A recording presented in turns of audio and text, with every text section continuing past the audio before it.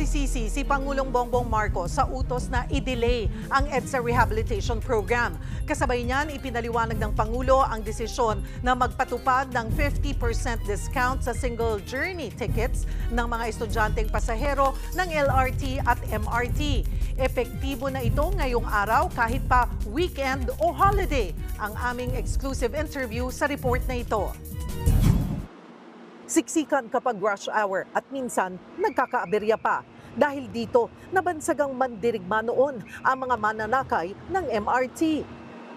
Sa aming panayam kay Pangulong Bongbong Marcos, naikwento niyang naranasan niya rin ito dahil may mga pagkakataong sumasakay din daw siya sa MRT. Minsan, sumakay kami ng MRT, ang talagang pagka nakapasok ka na, basta yung kamay mo nandito, hindi mo na magagalaw yon. So kausap ko yung mga, tapos nakadikit ko na ganito.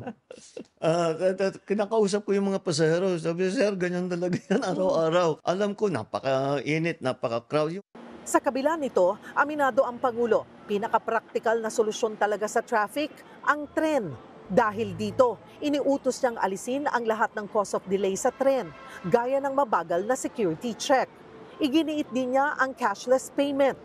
At para sa mga estudyante at senior citizens, mas malaking diskwento sa pamasahe.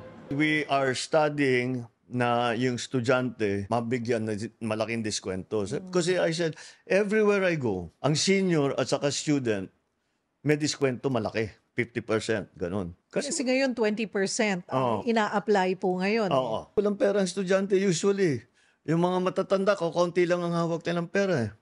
So, bakit pa natin pababayarin? They already served the country. Nagtrabaho sila ng buong buhay nila.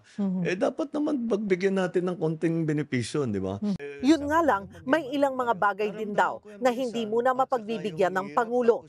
3+1, marami pong natuwa doon. May mga umaapila, baka naman gustong gawin na everyday na. Ay, hindi po pwede. Linggo lang. Linggo lang. Kasi linggo is a Family Day. Pagdating sa iba pang long-term projects, gaya ng subway at MRT extension, ito raw ang maipapangako ng Pangulo.